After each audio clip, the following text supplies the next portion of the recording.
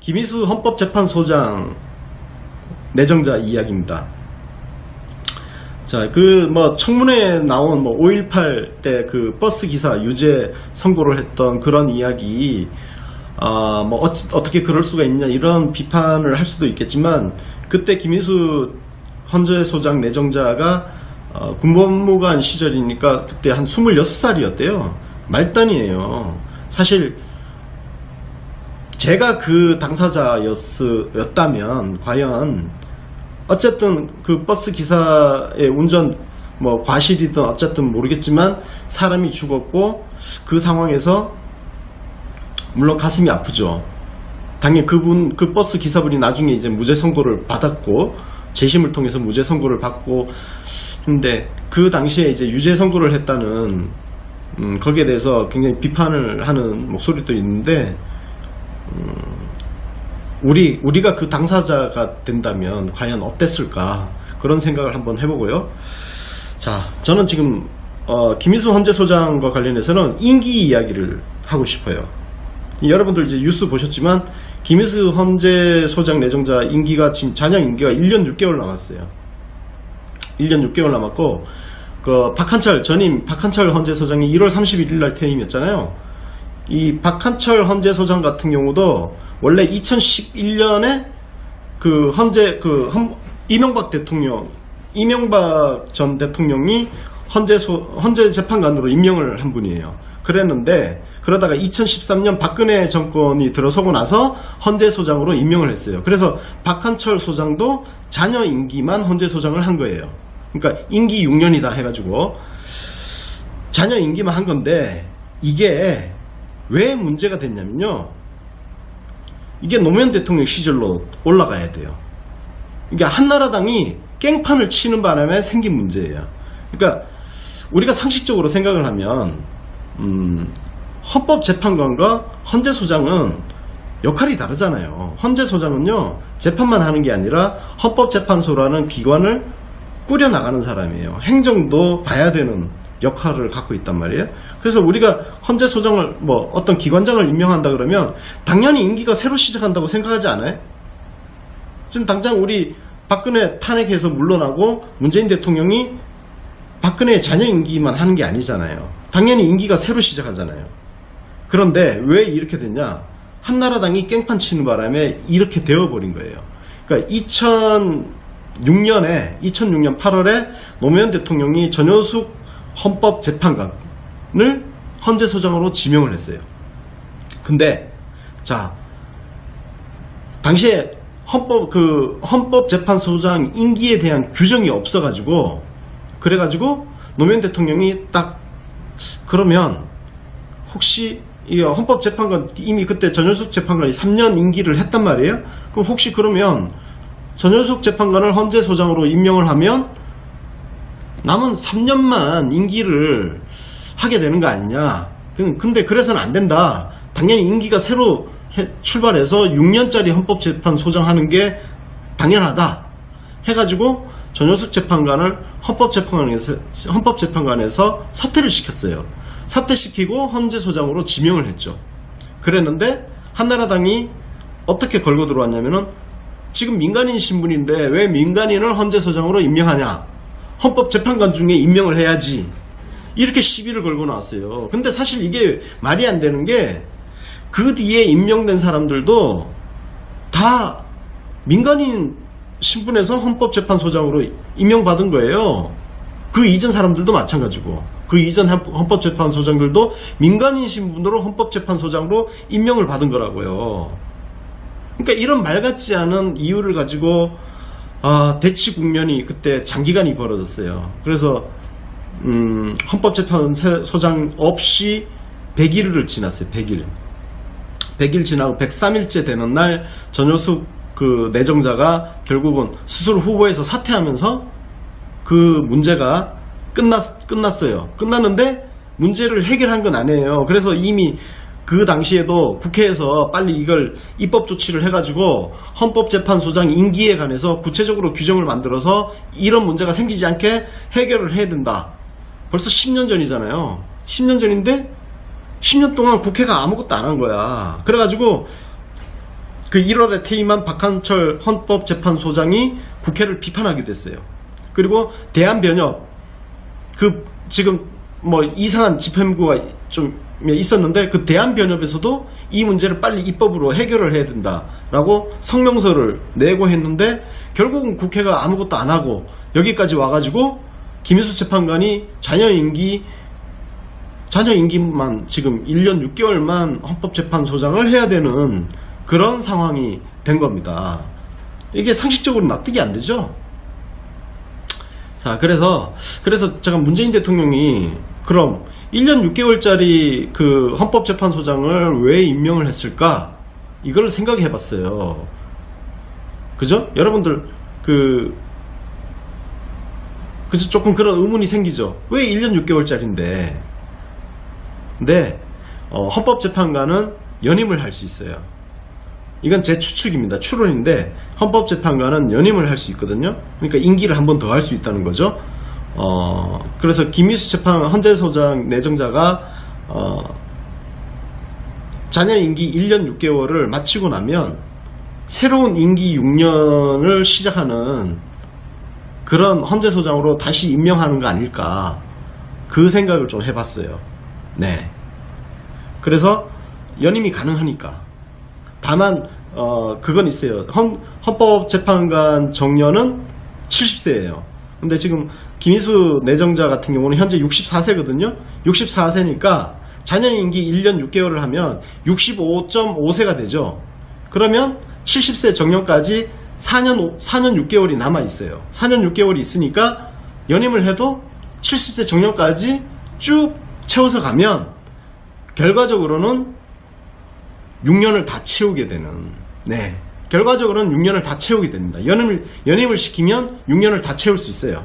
네, 그렇습니다. 70세 정년까지 딱 맞춰서 가면 결과적으로는 임기 6년짜리 헌법재판소장을 하게 된다. 네, 그렇습니다. 그래서 저는 개인적으로 그렇게 추론을 하고 있습니다. 네, 문재인 대통령의 그 내심까지는 제가 알 수가 없죠. 제가 청와대 측근도 아니고 알 수가 없지만 그냥 현재 있는 규정을 가지고 추론을 해봤습니다. 설마 1년 6개월짜리 헌법재판소장 시키려고 그렇게 임명했을까요? 네, 그래서 저는 그렇게 해석을 하고 있습니다. 자, 이 김희수 헌법재판소장 내정자 청문회에서 코미디 같은 일이 하나 있었죠. 그 이상돈 국민의당 국회의원이, 이분이 중앙대 법대 교수 출신인데 이분이 이런 질문을 했죠. 김희수 재판관이 이제 야당 몫으로 민주통합당에서 지명을 해서 재판관이 됐는데, 그러면 이제 뭐 지금 여당에 아는 사람이 있을 거 아니냐, 누가 전화를 했냐 당신한테, 그랬더니 박지원이라고, 박지원 의원이라고 답변을 해서 뻘쭘해지는 그런 상황이 됐죠. 알고 보니 같은 당이네. 네, 그런 상황이 됐는데, 우리 박지원 전 대표가 김희수 재판소장이 헌법재판소장 되는 거에 좀 적극적으로 지금 찬성하고 있는 그런 입장이죠. 그래서 재판소장 임명하는 거에는 큰 문제가 없어 보여요. 네, 없어 보이고, 예, 국회 임기도 결과적으로는 6년짜리 헌법재판소장을 할 수 있을 것 같다. 네, 그렇습니다. 자, 그리고 이제 강경화 외교부 장관. 저는 강경화 외교부 장관 오늘 그 청문회를 보면서 일단 기분이 굉장히 안 좋았던 거는 적폐청산, 적폐라고 할 수 있는 사람들이 청문위원으로 앉아 있다는 그 자체가 굉장히 불쾌했습니다. 예, 감히 누가 누구를 청문을 하는지. 그리고 청문회는 들어보는 자리거든요. 들어보는 자리인데 지금 청문회가 추궁하는 자리가 되고 있어요. 근데 그 자리에 최경환, 윤상현, 홍문정, 서청원, 이주영 이런 사람들이 앉아 있어요. 예, 김무성은 빠졌죠? 나는 그런 사람들이 앉아가지고 강경화 같은 훌륭한 분을 추궁한다는 그 모습 자체가 굉장히 불쾌했습니다. 그래서 정말 청문위원도 자격 있는 사람들이 해야 되는 거 아니냐. 예? 그래서 지금 뭐 국회의원 소환제 이야기가 많이 나오고 있죠. 그렇습니다. 저는 소환제 마땅히 추진을 해야 된다고 생각해요. 아니, 대통령도 국민들 투표로 뽑았다가 탄핵을 시키는 마당에 국회의원은 무슨 짓을 해도 임기 4년을 보장을 해준다고요? 왜 그래야 되죠? 국회의원 임기 4년은 왜 신성 불가침의 그런 임기인가요? 그래서 국회의원 그 소환제라든지 지방자치단체 같은 경우는 그 뭐 홍준표 그때 그 주민소환제법 해가지고 그 뭐 추진하다가 안 되긴 했습니다만은 추진하고 그랬잖아요. 그래서 저는 마땅히 국회의원도 소환제를 해야 된다고 생각을 합니다.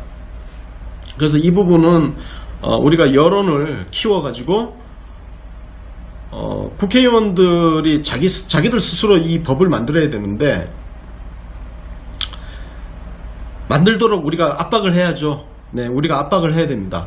어차피 이제 곧 헌법 개정에 대한 이야기가 나올 거예요. 헌법 개정을 할 때 국회의원 소환제를 도입해야 된다는 목소리를 굉장히 크게 하여튼 키워서 반드시 개헌을 할 때 국회의원 소환제가 들어갈 수 있도록, 예, 헌법에 집어넣을 수 있도록 한번 해보자고요. 네, 제가 우리 그 정치 신세계라든지 UBC라든지 개인적인 칼럼이라든지 그런 걸 통해서 저도 이제 뭐 해외 사례라든지 이런 것들을 열심히 공부해가지고 전문가분들 말씀도 많이 들어보고 해서 우리 같이 한번 지식을 공유하고 여론을 확산하는 그런 작업을 한번 해보도록 하겠습니다. 오늘 그 강경화 외교부 장관 관련해 가지고는 이현주 국민의당 의원이 또 구설에 올랐죠. 뭐 다 아시겠지만 외교부 장관은 여성이 해야 된다. 그러니까 뭐 지금처럼 민감한 상황에서는 뭐 국방을 알고 그런 사람이 해야 되는 거 아니냐. 지금 강경화 외교부 장관에 대해서는 자꾸 북핵 문제를 가지고 이야기를 해요. 근데 이 사람들이 착각하는 게 뭐냐면은 북핵 문제는 외교부 장관 혼자서 해결하는 문제가 아니에요. 북핵 문제는요, 여러 부처가 걸려있는 사안입니다. 외교부 장관만의 일이 아니에요. 통일부 장관, 국방부 장관 다 걸려 있습니다. 그죠? 그리고 일단 북핵 문제 같은 이런 문제의 핵심적으로 그걸 풀어가는 것은 결국 대통령이에요. 대통령이고 대통령 밑에 있는 외교안보수석이라든지 각종 보좌관이 있잖아요. 그리고 거기에 국무총리, 통일부 장관, 국방부 장관, 외교부 장관, 그러니까 외교부 장관은 그 중에 한 명이에요. 북핵 문제를 해결하기 위한 여러 당사자 중에 한 명이에요. 근데 그걸 북핵 문제를 계속 끌고 나와서 그 영향이 되느냐? 그리고 그렇다고 해서 영향이 안 된다는 근거는 또 어디 있어요? 지금 그러면 외교부 지금 근무하고 있는 외무고시 출신들은 북핵 문제를 해결할 능력이 있나요? 외무고시 출신이라는 그 자체로 북핵 문제 해결 능력이 있다는 그 논리는 어떻게 또 성립이 됩니까? 그냥 여기저기 해외 좀 뭐 영사 대사 돌아다닌 그 사람들이 북핵 문제 해결 잘한다는 보장은 또 어디 있어요? 그러니까 말이 안 되는 근거를 가지고 이렇게 이야기하니까 정말 문제죠. 그래서 지금 강경화 후보자한테 막 이런저런 깜도 안 되는 그런 의혹도 굉장히 많이 제기되고 있잖아요. 그런데 지금 김경협 우리 더불어민주당 의원이 오늘 이야기했지 않습니까? 그 강경화 후보자에 대해서 의혹 제기한 거 중에 막 기사를 삭제하거나 그리고 강경화 후보자한테 사과를 하는 그런 사례가 7건이나 있었다고. 사실 그 7건은 굉장히 양심적인 언론인 거예요. 예, 굉장히 양심적인 언론이에요. 사실 대부분의 언론사들은 그런 걸 하지도 않아요. 예, 사과를 잘 안 합니다. 정정보도도 안 하려고 하고, 그래서 언론중재위원회에 막 끌려가고 가서도 잘 안 되고, 하여튼 그런, 예. 그럼 도대체 그 대한민국 언론은 그 무책임한 의혹 제기 면허장을 누가 발부해 준 거예요? 응? 그리고 아니 자기들은 그렇게 의혹 제기를 무분별하게 하면서 시민들이 언론에 대해서 이런저런 의혹 제기하는 거는 즉각적으로 막 무슨 명예훼손이니 이렇게 달려들어. 그 대표적인 게 한겨레가 우리 트윗봇 돌린다는 그런 의혹이 막 나왔잖아요. 그죠? 한겨레 기사가 그 달걀 귀신들이 무더기로 등장해가지고 한겨레 기사를 서로 막 리트윗하고 하는 그거 등장하면서 시민들이 한겨레가 그 트윗봇 돌리는 거 아니냐 이런 의혹을 제기한 거 아닙니까? 근데 거기에 대해서 무슨 명예훼손 운운하면서 그러시던 자기들이 제기한 의혹들은 도대체 뭔데? 그래서 한번 진짜 좀 생각을 해봐야 돼요. 그리고 강경화 후보자 관련해서는 지금 오늘 그 JTBC 뉴스룸 손석희 앵커가 국민의당 이태규 의원하고 인터뷰를 했어요. 지금 강경화 후보자를 집중적으로 물고 늘어지고 있는 사람이 바로 이태규예요. 이태규 의원이 누구냐? 다 아시죠? 예, 이명박을 대통령으로 만드는데 핵심적인 역할을 했던 사람이에요. 예, 핵심적인 역할을 했던 사람인데 좋아 과거라고 치고 근데 지금 이태규 의원이 그 강경화 후보자의 딸 그 이화여고 그 입학한 그 과정에서 위장 전입 문제부터 해서 이걸 계속 문제 제기를 하고 있는 언론에다가 소스 던져주고 있는 그 역할을 하고 있는데 자 단독 인터뷰를 한다는 거는 굉장히 불공정한 게임이죠. 그러면 사실 이게 공정하려면 이태규 의원한테 할애한 시간만큼 강경화 외교부 장관 후보자를 JTBC 뉴스룸에 초청해가지고 동일한 분량의 반론권을 행사하게 해줘야 된다고요. 그게 공정한 거예요. 손석희 앵커가 지난번에 그 강경화 후보자의 그 컨테이너 박스 그 로드뷰 사건 때문에 망신을 한번 당하고 사과 같지 않은 사과 무슨 변명이 필요한 바? 변명이 하여튼 그런 깔끔하지 않은 사과였죠. 예, 하여튼 사과를 했지만 깔끔하지 않은 그런 사과를 했는데 그냥 뒤끝인 것 같아요. 그죠? 이건 누가 봐도 뒤끝이죠. 예, 설명이 필요한 바. 예.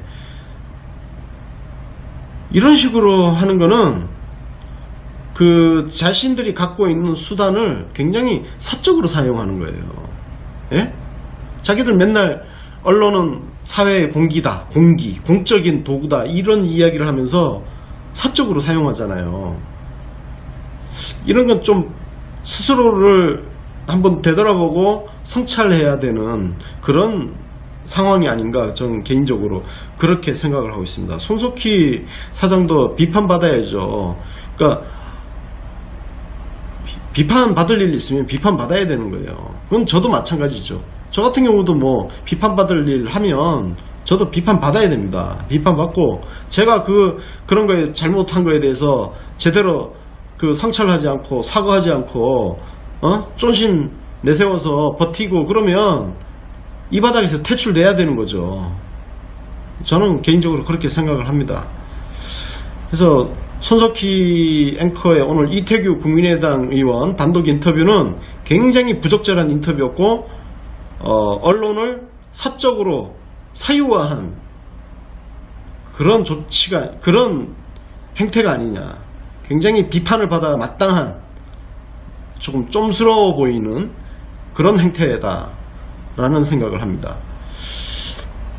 아이고 거기에다가 오늘 또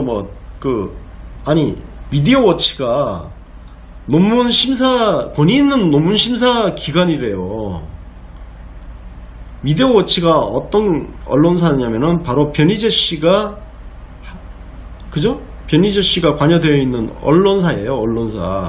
언론사가 권위 있는 논문 심사 기관이라고요?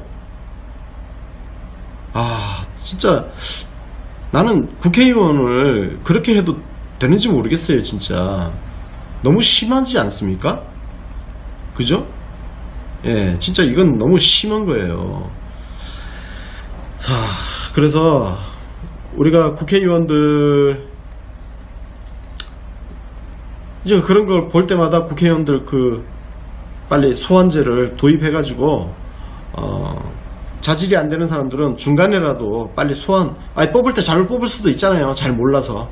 지금은 아마 이제 2020년 총선 때는 굉장히 달라질 거라고 생각을 하는데, 어쨌든 이제 잘못 뽑을 수도 있어요. 그러니까 이명박 박근혜도 대통령이 되는 거죠. 근데 대신 중간에 자리에서 끌어내릴 수도 있어야 되는 거예요. 국회의원 소환제 필요한 이유를 지금 청문회가 계속 보여주고 있다. 그래서 지금 청문회는 그래서 너무 스트레스 받지 말고 시청을 하셔도 좋을 것 같습니다. 왜냐? 국회의원들의 자질을 우리가 검증을 할 수 있는 기회를 제공을 받고 있잖아요. 예.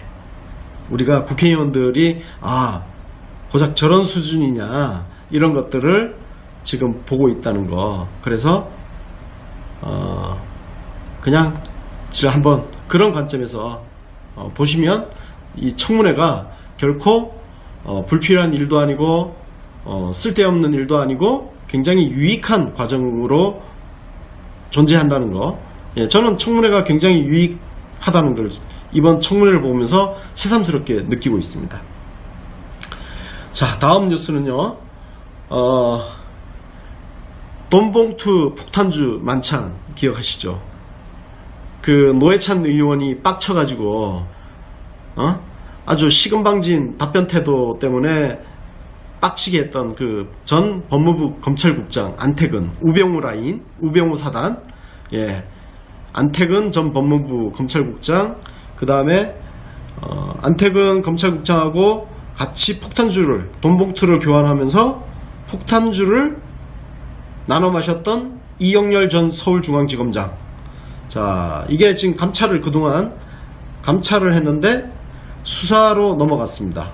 그리고 면직 징계가 청구가 됐습니다. 면직이 되면 이건 지금 징계를 받는 거예요. 예, 징계를 받는 거고, 자, 이게 굉장히 이제 어쨌든 중징계거든요. 면직 본인이 원해서 회사를 그만두고 이런 것을 우리가 의원 면직이라고 하죠. 근데 이제 강제로 이제 면직을 하는 거죠. 징계 면직이죠. 징계 면적. 그리고 자, 근데 다만 이 사람들이 연금이 지급된다고 그래요. 예. 자, 다만 보세요. 이 면직이 되면 2년 동안 일단 변호사 개업을 못 합니다. 변호사 개업을 못 하고요. 그리고 근데 이제 연금을 받네. 이거는 조금 한번 생각해 봐야 될 것 같네요. 연금은 받는다. 자, 근데 이거 어쨌든 한번 이거는 앞으로 이제 수사 단계로 넘어갔으니까 수사를 받고 예를 들어서 무슨 형을 받고 하면 이게 또 달라집니다. 그러니까 현재 상황이 최종 결론은 아니에요. 예. 최종 결론이 아니기 때문에 한번 수사가 어떻게 이제 가는지 그걸 한번 볼 필요가 있습니다. 유죄 선고를 받고 하면 조건이 또 달라질 수도 있습니다. 그래서 한번 보고요. 자,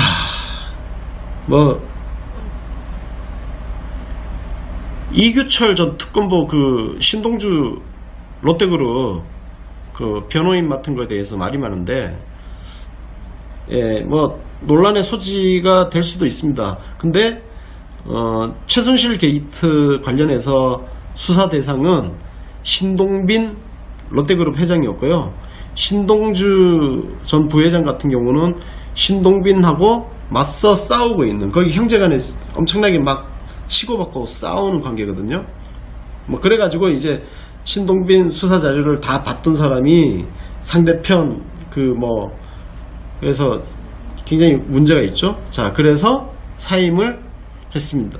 안 한다고 했어요? 최종적으로 어떻게 된 거예요? 사임을 한 거예요? 안 한 거예요? 예. 네.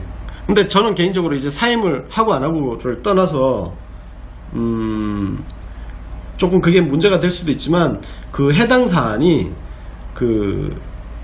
다른 사안이에요. 신동주가 롯데그룹에서 이렇게 임원직에서 사임당한, 예, 그거와 관련돼 있기 때문에 그 최순실 게이트 관련해서 수사했던 그 내용하고 이쪽하고는 사실 관계가 없어가지고 맡아도 상관은 없다고 생각합니다. 우리가 변호사는요, 아무리 나쁜 놈이라고 해도 나를 좀 변호 좀 해주세요 하면 나는 변호를 해야 된다고 생각합니다.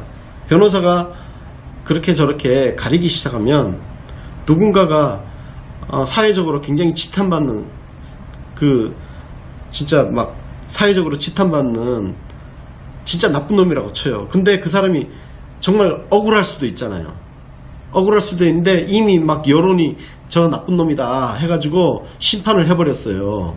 그럼 아무도 변호인을 안 맡으려고 할 때 어떤 문제가 생길까요?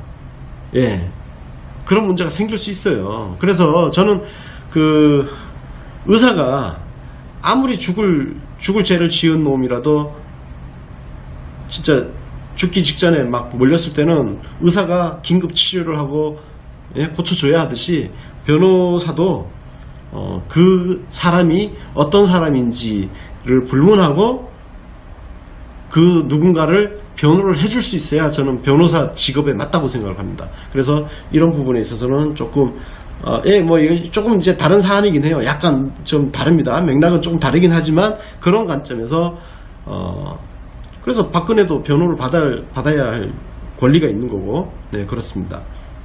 그런 측면에서 한번 볼 필요가 있다고 생각을 하고요. 자, 그 뭐 오늘 뉴스가 그 특히 이제 뭐 청문회 관련해서 뉴스가 굉장히 많긴 한데요. 그냥 저는 그 청문회에서 나오고 있는 이야기들이 너무 솔직히 개인적으로는요, 전부 하찮아 보여요. 그리고 청문회 중에 가장 지금 유익한 청문회는 김동연 경제부총리 청문회입니다.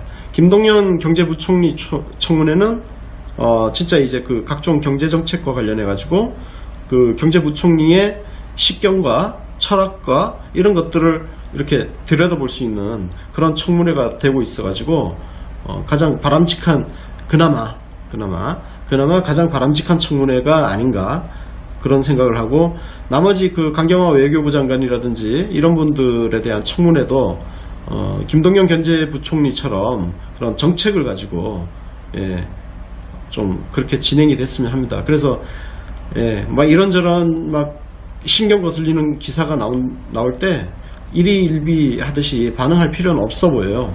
예, 그래서 저는 쭉 이렇게 한번 쭉 훑어보고 그냥 쓱 지나가게 되더라고요. 왜냐면 너무 하찮은 이야기들이라 가지고 그렇습니다.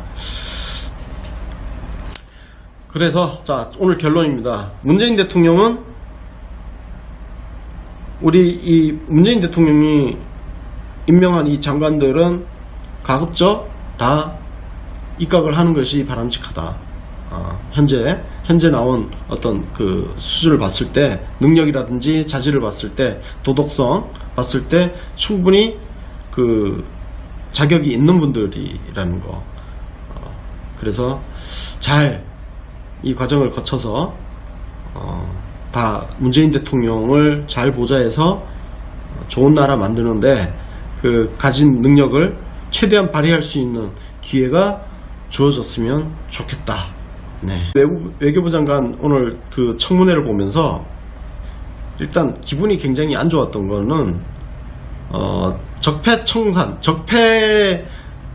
적폐라고 할 수 있는 사람들이 청문위원으로 앉아 있다는 그 자체가 굉장히 불쾌했습니다. 예, 감히 누가 누구를 청문을 하는지. 그리고 청문회는 들어보는 자리거든요. 들어보는 자리인데 지금 청문회가 추궁하는 자리가 되고 있어요. 근데 그 자리에 최경환, 윤상현, 홍문정, 서청원, 이주영 이런 사람들이 앉아 있어요. 예, 김무성은 빠졌죠? 나는 그런 사람들이 앉아가지고 강경화 같은 훌륭한 분을 추궁한다는 그 모습 자체가 굉장히 불쾌했습니다. 그래서 정말 청문위원도 자격 있는 사람들이 해야 되는 거 아니냐. 예? 그래서 지금 뭐 국회의원 소환제 이야기가 많이 나오고 있죠. 그렇습니다. 저는 소환제 마땅히 추진을 해야 된다고 생각해요. 아니 대통령도 국민들 투표로 뽑았다가 탄핵을 시키는 마당에 국회의원은 무슨 짓을 해도 임기 4년을 보장을 해준다고요? 왜 그래야 되죠? 국회의원 임기 4년은 왜 신성 불가침의 그런 임기인가요?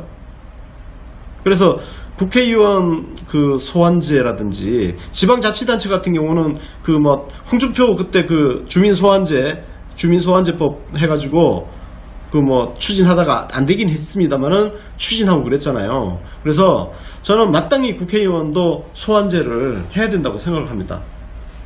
그래서 이 부분은 우리가 여론을 키워가지고 국회의원들이 자기들 스스로 이 법을 만들어야 되는데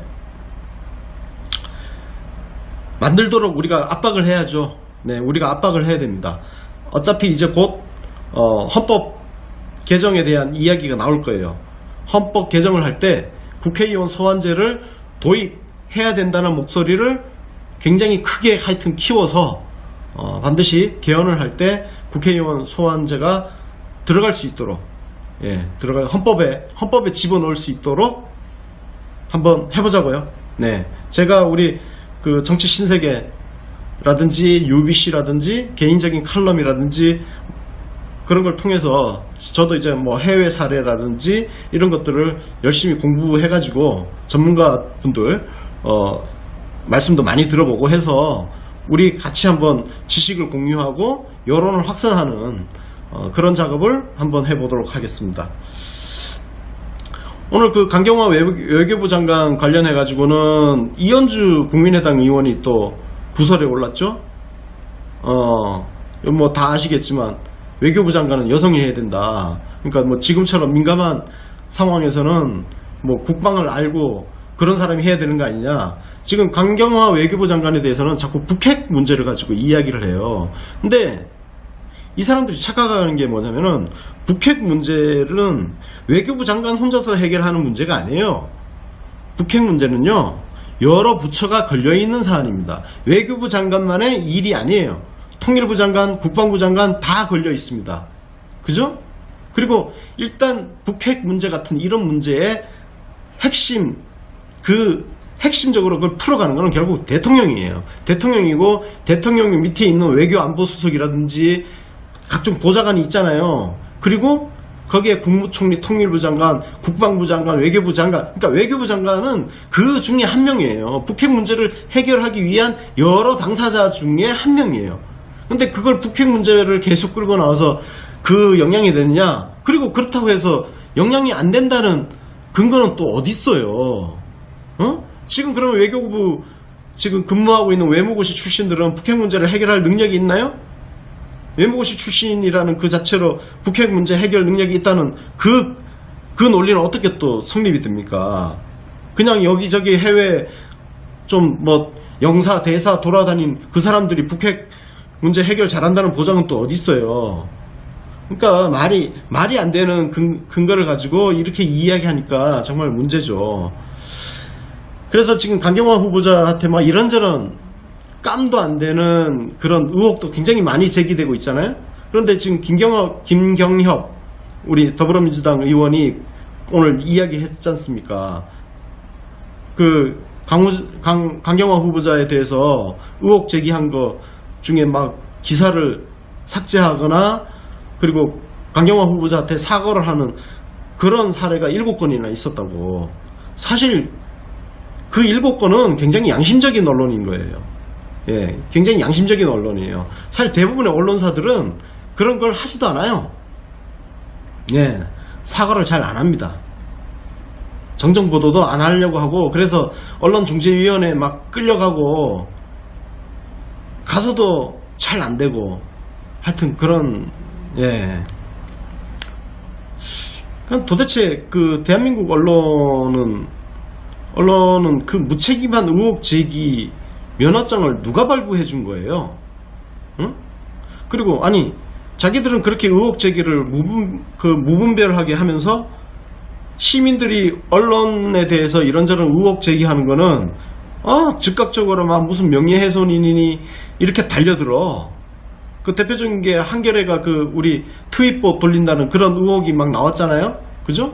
한겨레 기사가 그 달걀 귀신들이 무더기로 등장해가지고 한겨레 기사를 서로 막 리트윗하고 하는 그거 등장하면서 시민들이 한겨레가 그 트윗봇 돌리는 거 아니냐 이런 의혹을 제기한 거 아닙니까? 근데 거기에 대해서 무슨 명예훼손 운운하면서 그러시던 자기들이 제기한 의혹들은 도대체 뭔데? 그래서 한번 진짜 좀 생각을 해봐야 돼요. 그리고 강경화 후보자 관련해서는 지금 오늘 그 JTBC 뉴스룸 손석희 앵커가 국민의당 이태규 의원하고 인터뷰를 했어요. 지금 강경화 후보자를 집중적으로 물고 늘어지고 있는 사람이 바로 이태규예요. 이태규 의원이 누구냐? 다 아시죠? 예, 이명박을 대통령으로 만드는데 핵심적인 역할을 했던 사람이에요. 예, 핵심적인 역할을 했던 사람인데 좋아 과거라고 치고 근데 지금 이태규 의원이 뭐 그 강경화 후보자의 딸 그 이화여고 그 입학한 거 그 과정에서 위장 전입 문제부터 해서 이걸 계속 문제 제기를 하고 있는 언론에다가 소스 던져주고 있는 그 역할을 하고 있는데 자 단독 인터뷰를 한다는 거는 굉장히 불공정한 게임이죠. 그러면 사실 이게 공정하려면 이태규 의원한테 할애한 시간만큼 강경화 후보를 강경화 외교부 장관 후보자를 JTBC 뉴스룸에 초청해가지고 동일한 분량의 반론권을 행사하게 해줘야 된다고요. 그게 공정한 거예요. 손석희 앵커가 지난번에 그 강경화 후보자의 그 컨테이너 박스 그 로드뷰 사건 때문에 망신을 한번 당하고 사과 같지 않은 사과 무슨 변명이 필요한 바? 변명이 뭐? 하여튼 그런 깔끔하지 않은 사과였죠? 예, 하여튼 사과를 했지만 깔끔하지 않은 그런 사과를 했는데 그냥 뒤끝인 것 같아요. 그죠? 이건 누가 봐도 뒤끝이죠. 예, 설명이 필요한 바. 예. 이런 식으로 하는 거는 그 자신들이 갖고 있는 수단을 굉장히 사적으로 사용하는 거예요. 예? 자기들 맨날 언론은 사회의 공기다, 공적인 도구다 이런 이야기를 하면서 사적으로 사용하잖아요. 이런 건 좀 스스로를 한번 되돌아보고 성찰해야 되는 그런 상황이 아닌가 저는 개인적으로 그렇게 생각을 하고 있습니다. 손석희 사장도 비판받아야죠. 그러니까 비판받을 일 있으면 비판받아야 되는 거예요. 그건 저도 마찬가지죠. 저 같은 경우도 뭐 비판받을 일 하면 저도 김희수 헌법재판소장 내정자 이야기입니다. 자, 그 뭐 청문회에 나온 뭐 5.18 때 그 버스 기사 유죄 선고를 했던 그런 이야기 뭐 어떻게 그럴 수가 있냐 이런 비판을 할 수도 있겠지만 그때 김희수 헌재소장 내정자가 군법무관 시절이니까 그때 한 26살이었대요. 말단이에요. 사실 제가 그 당사자였다면 과연 어쨌든 그 버스 기사의 운전 뭐 과실이든 어쨌든 모르겠지만 사람이 죽었고 그 상황에서 물론 가슴이 아프죠. 당연히 그 버스 기사분이 나중에 이제 무죄 선고를 받았고 재심을 통해서 무죄 선고를 받고 근데 그 당시에 이제 유죄 선고를 했다는 거기에 대해서 굉장히 비판을 하는 목소리도 있는데 우리가 그 당사자가 된다면 과연 어땠을까 그런 생각을 한번 해보고요. 자, 저는 지금 김희수 헌재소장과 관련해서는 임기 이야기를 하고 싶어요. 여러분들 이제 뉴스 보셨지만 김희수 헌재소장 내정자 임기가 지금 잔여 임기가 1년 6개월 남았어요. 1년 6개월 남았고 그 전임 박한철 헌재소장이 1월 31일 날 퇴임이었잖아요. 이 박한철 헌재소장 같은 경우도 원래 2011년에 그 이명박 전 대통령이 헌재 재판관으로 임명을 한 분이에요. 그랬는데 그러다가 2013년 박근혜 정권이 들어서고 나서 헌재소장으로 임명을 했어요. 그래서 박한철 소장도 잔여 임기만 헌재소장을 한 거예요. 그러니까 임기 6년이다 해가지고 자녀 임기만 한 건데, 이게 왜 문제가 됐냐면요, 이게 노무현 대통령 시절로 올라가야 돼요. 그러니까 한나라당이 깽판을 치는 바람에 생긴 문제예요.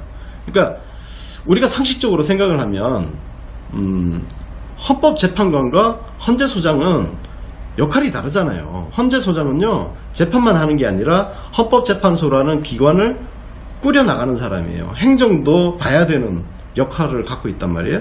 그래서 우리가 헌재소장을 어떤 기관장을 임명한다 그러면 당연히 임기가 새로 시작한다고 생각하지 않아요? 지금 당장 우리 박근혜 탄핵해서 물러나고 문재인 대통령이 박근혜의 자녀 임기만 하는 게 아니잖아요. 당연히 임기가 새로 시작하잖아요. 그런데 왜 이렇게 됐냐? 한나라당이 깽판 치는 바람에 이렇게 되어버린 거예요.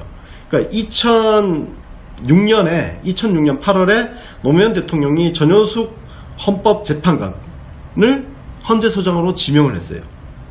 근데 자, 당시에 헌법재판소장 임기에 대한 규정이 없어가지고, 그래가지고 노무현 대통령이 딱, 그러면 혹시 이 헌법재판관, 이미 그때 전효숙 재판관이 3년 임기를 했단 말이에요. 그럼 혹시 그러면 전효숙 재판관을 헌재소장으로 임명을 하면 남은 3년만 임기를 하게 되는 거 아니냐.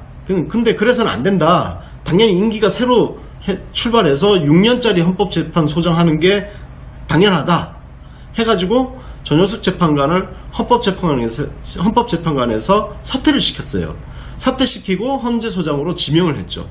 그랬는데 한나라당이 어떻게 걸고 들어왔냐면은, 지금 민간인 신분인데 왜 민간인을 헌재소장으로 임명하냐, 헌법재판관 중에 임명을 해야지, 이렇게 시비를 걸고 나왔어요. 근데 사실 이게 말이 안 되는 게, 그 뒤에 임명된 사람들도 다 민간인 신분에서 헌법재판소장으로 임명받은 거예요.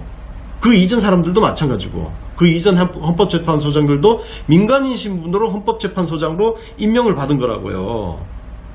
그러니까 이런 말 같지 않은 이유를 가지고 대치 국면이 그때 장기간이 벌어졌어요. 그래서 헌법재판소장 없이 100일을 지났어요. 100일 지나고 103일째 되는 날 전효숙 그 내정자가 결국은 스스로 후보에서 사퇴하면서 그 문제가 비판받아야 됩니다. 비판받고, 제가 그런 거에 잘못한 거에 대해서 제대로 성찰하지 않고 사과하지 않고 쫀심 내세워서 버티고 그러면 이 바닥에서 퇴출돼야 되는 거죠. 저는 개인적으로 그렇게 생각을 합니다. 그래서 손석희 앵커의 오늘 이태규 국민의당 의원 단독 인터뷰는 굉장히 부적절한 인터뷰였고, 언론을 사적으로 사유화한 그런 그런 행태가 아니냐. 굉장히 비판을 받아 마땅한, 조금 쫌스러워 보이는 그런 행태다 라는 생각을 합니다. 아이고, 거기에다가 오늘 또 미디어워치가 권위 있는 논문 심사 기관이래요. 미디어워치가 어떤 언론사냐면은 바로 변희재 씨가, 그죠? 변희재 씨가 관여되어 있는 언론사예요. 언론사가 권위 있는 논문 심사 기관이라고요? 진짜 나는 국회의원을 그렇게 해도 되는지 모르겠어요. 진짜 너무 심하지 않습니까? 그죠? 예, 진짜 이건 너무 심한 거예요. 자, 그래서 우리가 국회의원들 이제 그런 걸 볼 때마다 국회의원들 빨리 소환제를 도입해가지고 자질이 안 되는 사람들은 중간에라도 빨리 뽑을 때 잘못 뽑을 수도 있잖아요. 잘 몰라서. 지금은 아마 이제 2020년 총선 때는 굉장히 달라질 거라고 생각을 하는데, 어쨌든 이제 잘못 뽑을 수도 있어요. 그러니까 이명박 박근혜도 대통령이 되는 거죠. 근데 대신 중간에 자리에서 끌어내릴 수도 있어야 되는 거예요. 국회의원 소환제 필요한 이유를 지금 청문회가 계속 보여주고 있다. 그래서 지금 청문회는 그래서 너무 스트레스 받지 받지 말고 시청을 하셔도 좋을 것 같습니다. 왜냐? 국회의원들의 자질을 우리가 검증을 할 수 있는 기회를 제공을 받고 있잖아요. 예. 우리가 국회의원들이 고작 저런 수준이냐 이런 것들을 지금 보고 있다는 거. 그래서 그냥 한번 그런 관점에서 보시면 이 청문회가 결코 불필요한 일도 아니고 쓸데없는 일도 아니고 굉장히 유익한 과정으로 존재한다는 거. 예, 저는 청문회가 굉장히 유익하다는 걸 이번 청문회를 보면서 새삼스럽게 느끼고 있습니다. 자, 다음 뉴스는요. 돈봉투 폭탄주 만찬 기억하시죠? 그 노회찬 의원이 빡쳐가지고 아주 시금방진 답변 태도 때문에 빡치게 했던 그 전 법무부 검찰국장 안태근, 우병우 라인, 우병우 사단, 예, 안태근 전 법무부 검찰국장, 그 다음에 안태근 검찰국장하고 같이 폭탄주를, 돈봉투를 교환하면서 폭탄주를 나눠 마셨던 이영렬 전 서울중앙지검장. 자, 이게 지금 그동안 감찰을 했는데 수사로 넘어갔습니다. 그리고 면직 징계가 청구가 됐습니다. 면직이 되면 이건 지금 징계를 받는 거예요. 예, 징계를 받는 거고, 자, 이게 굉장히 이제 어쨌든 중징계거든요. 면직 본인이 원해서 회사를 그만두고 뭐 이런 것을 우리가 의원 면직이라고 하죠. 근데 이제 강제로 이제 면직을 하는 거죠. 징계 면직이죠. 징계 면적. 그리고 자, 근데 다만 이 사람들이 연금이 지급된다고 그래요. 예. 자, 다만 보세요. 이 면직이 되면 2년 동안 일단 변호사 개업을 못 합니다. 변호사 개업을 못 하고요. 그리고 근데 이제 연금 끝났어요. 끝났는데 문제를 해결한 건 아니에요. 그래서 이미 그 당시에도 국회에서 빨리 이걸 입법 조치를 해가지고 헌법재판소장 임기에 관해서 구체적으로 규정을 만들어서 이런 문제가 생기지 않게 해결을 해야 된다. 벌써 10년 전이잖아요. 10년 전인데 10년 동안 국회가 아무것도 안 한 거야. 그래가지고 그 1월에 퇴임한 박한철 헌법재판소장이 국회를 비판하게 됐어요.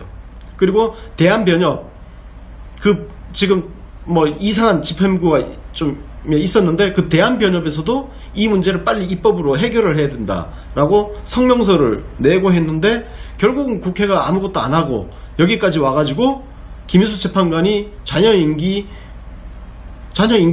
지금 1년 6개월만 헌법재판소장을 해야 되는 그런 상황이 된 겁니다. 이게 상식적으로 납득이 안 되죠. 자, 그래서 제가 문재인 대통령이 그럼 1년 6개월짜리 그 헌법재판소장을 왜 임명을 했을까? 이걸 생각해 봤어요. 그죠? 여러분들 그죠? 조금 그런 의문이 생기죠. 왜 1년 6개월짜리인데? 근데 헌법재판관은 연임을 할 수 있어요. 이건 제 추측입니다. 추론인데 헌법재판관은 연임을 할 수 있거든요. 그러니까 임기를 한 번 더 할 수 있다는 거죠. 그래서 김희수 헌재소장 내정자가 자녀 임기 1년 6개월을 마치고 나면 새로운 임기 6년을 시작하는 그런 헌재소장으로 다시 임명하는 거 아닐까, 그 생각을 좀 해봤어요. 네. 그래서 연임이 가능하니까. 다만 그건 있어요. 헌법재판관 정년은 70세예요. 근데 지금 김희수 내정자 같은 경우는 현재 64세거든요. 64세니까 자녀 임기 1년 6개월을 하면 65.5세가 되죠. 그러면 70세 정년까지 4년 6개월이 남아있어요. 4년 6개월이 있으니까 연임을 해도 70세 정년까지 쭉 채워서 가면 결과적으로는 6년을 다 채우게 되는, 네, 결과적으로는 6년을 다 채우게 됩니다. 연임을 시키면 6년을 다 채울 수 있어요. 네, 그렇습니다. 70세 정년까지 딱 맞춰서 가면 결과적으로는 임기 6년짜리 헌법재판소장을 하게 된다. 네, 그렇습니다. 그래서 저는 개인적으로 그렇게 추론을 하고 있습니다. 네, 문재인 대통령의 그 내심까지는 제가 알 수가 없죠. 제가 청와대 측근도 아니고 알 수가 없지만 그냥 현재 있는 규정을 가지고 추론을 해봤습니다. 설마 1년 6개월짜리 헌법재판소장 시키려고 그렇게 임명했을까요? 네. 그래서 저는 그렇게 해석을 하고 있습니다. 자, 이 김희수 헌법재판소장 내정자 청문회에서 코미디 같은 일이 하나 있었죠. 그 이상돈 국민의당 국회의원이, 이분이 중앙대 법대 교수 출신인데 이분이 이런 질문을 했죠. 김희수 재판관이 이제 야당 몫으로 민주통합당에서 지명을 해서 재판관이 됐는데, 그러면 이제 뭐 지금 여당에 아는 사람이 있을 거 아니냐, 누가 전화를 했냐 당신한테, 그랬더니 박지원이라고, 박지원 의원이라고 답변을 해서 뻘쭘해지는 그런 상황이 됐죠. 알고 보니 같은 당이네. 네, 그런 상황이 됐는데, 우리 박지원 전 대표가 김희수 재판소장이 헌법재판소장 되는 거에 좀 적극적으로 지금 찬성하고 있는 그런 입장이죠. 그래서 재판소장 임명하는 거에는 큰 문제가 없어 보여요. 네, 없어 보이고, 예, 국회 임기도 결과적으로는 6년짜리 헌법재판소장을 할 수 있을 것 같다. 네, 그렇습니다. 자, 그리고 이제 강경화 외교부 장관. 저는 강경화